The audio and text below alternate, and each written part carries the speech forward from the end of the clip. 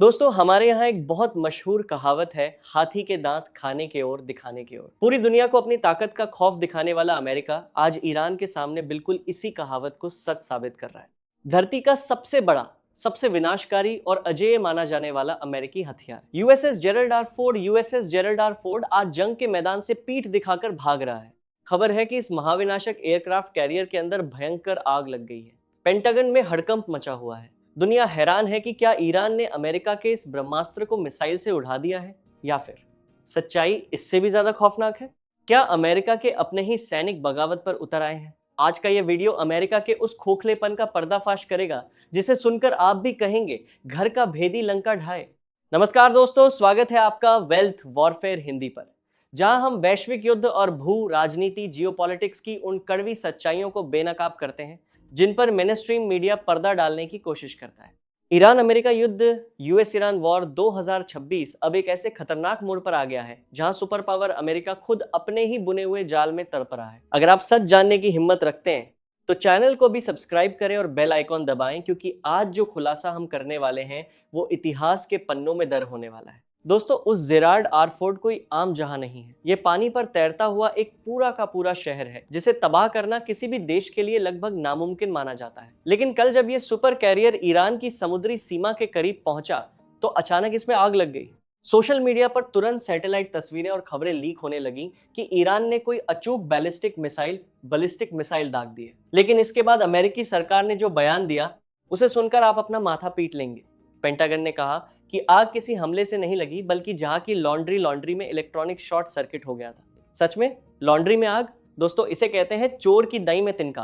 क्या अरबों डॉलर का दुनिया का सबसे एडवांस रडार सिस्टम वाला जहां एक शॉर्ट सर्किट से इतना तबाह हो गया कि उसे जंग छोड़कर वापस अमेरिका भागना पड़े। और याद कीजिए, कुछ दिन पहले ही इनका दूसरा super career USS Abraham Lincoln भी इसी तरह तकनीकी खराबी का बहाना बनाकर ईरान युद्ध से पीछे हट गया था। एक के बाद एक दो सुपर कैरियर का खराब होना यह इत्तेफाक नहीं, यह अमेरिका की सोची समझी साजिश या फिर उनकी सबसे बड़ी नाकामी है। का एक सुपर कैरियर कितनी तबाही मचा सकता है? अगर आज के समय में पाकिस्तान जैसा कोई भी देश अपनी पूरी आर्मी, नेवी और एयर फोर्स लगा दे, तब भी वो इस एक जहाज का बाल भी बांका नहीं कर सकता। युद्ध की शुरुआत में इसी कैरियर के लड़ाकू विमानों F-35 ने 2 दिन के अंदर ईरान की 80% वायुसेना को मिटा दिया था।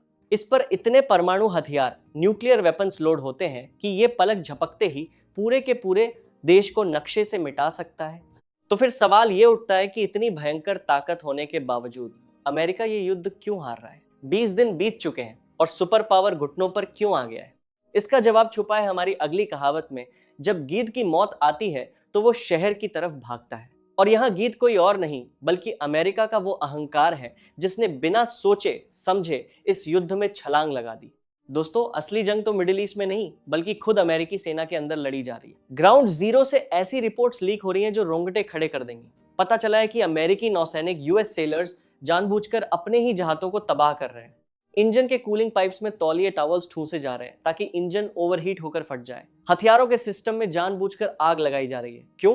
क्योंकि अमेरिकी फौज ये बेमतलब की लड़ाई लड़ना ही नहीं चाहती। ये युद्ध न तो अमेरिका की सुरक्षा के लिए है और न ही उनके फायदे के लिए।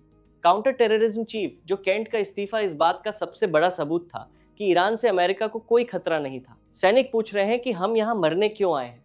जब एक फौजी का जब्बा और युद्ध का उद्देश्य ही तत्म हो जाए तो दुनिया का कोई भी सुपर कैरियर उस देश को जीत नहीं दिला सकता। यह बिल्कुल सटीक बैठती है वो पुरानी कहावत, विनाश काले विपरीत बुद्धि। डोनाल्ड ट्रंप ने न तो अपनी जनता को इस युद्ध के लिए राजी किया, न ही अपनी सेना को इस युद्ध का कोई एंड गेम बताया। बस अपने कुछ राजनीतिक और भू राजनीतिक स्वार्थों, शायद इजराइल के दबाव में आकर अपनी फौज को आग में झोंक दिया।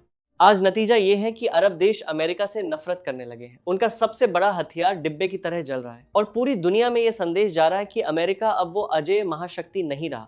दोस्तों, वियतनाम हो या अफगानिस्तान, अमेरिका का इतिहास रहा है कि जब भी वो बिना मकसद के किसी देश में घुसा है उसे मुंह की खानी पड़ी है। और अब ईरान में, अब पछताए होत क्या जब चिट्ठियां चुग गई खेत।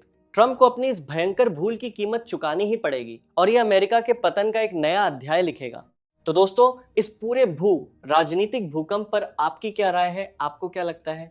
यूएसएस जेराल्ड फोर्ड में आग ईरान की मिसाइल से लगी थी या खुद अमेरिकी सैनिकों की बगावत का नतीजा थी?